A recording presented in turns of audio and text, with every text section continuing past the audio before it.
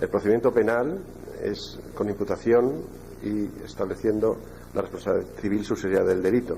Es un procedimiento que se alarga en el tiempo y tras la condena a un administrador se establecería si existe una responsabilidad civil subsidiaria del delito.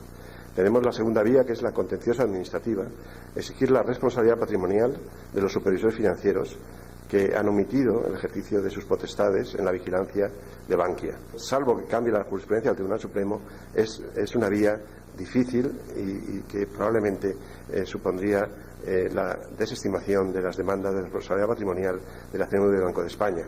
Entonces nos queda como una vía efectiva la vía civil.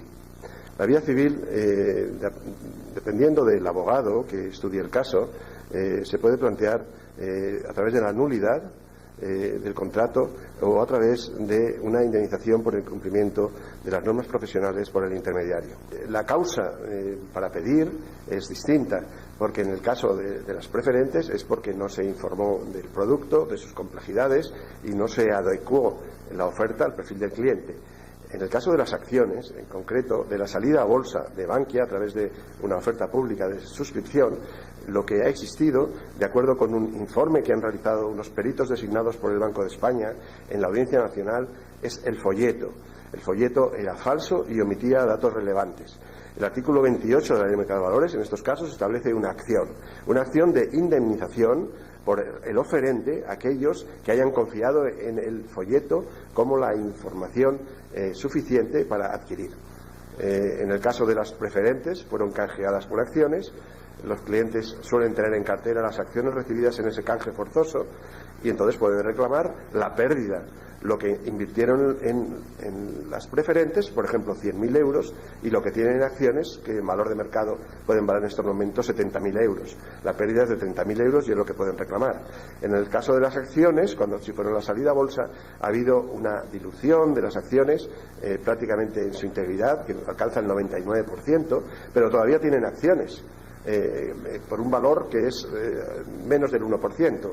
Lo que pueden reclamar es lo invertido, si fueron 100.000 euros, los 100.000 euros, menos el valor actual en su cartera de las acciones una vez diluidas, que es un 1%. Es decir, que podrían reclamar en estos casos el 99%. En el caso de las preferentes, gestionó una especie de arbitraje, que era un arbitraje ficticio porque se ponía en manos de las auditoras de las propias entidades que habían procedido a la colocación de las preferentes. En el caso de Bankia se puso en manos de KPMG, que a través de unos cálculos económicos donde se indemnizara al mayor número de personas pero pagando el mínimo cantidad de dinero posible, y a través de este arbitraje la mayor parte de los inversores, todos los pequeños inversores en su mayoría, fueron reembolsados de las cantidades. Aquellos que tenían cantidades algo elevadas, muchos de ellos fueron rechazados por KPMG en el arbitraje. Es decir, que no es que el arbitraje les diera un laudo para que resolviera sobre ese asunto, sino que se antepuso una auditora, KPMG, que era la que filtraba quién podía o no ir al arbitraje, y solo dejaban ir al arbitraje a los pequeños inversores, y de esta forma trataban de solucionar el problema de la masa de clientes enfadados contra Bankia, pero también contra el gobierno que permitió este fraude masivo.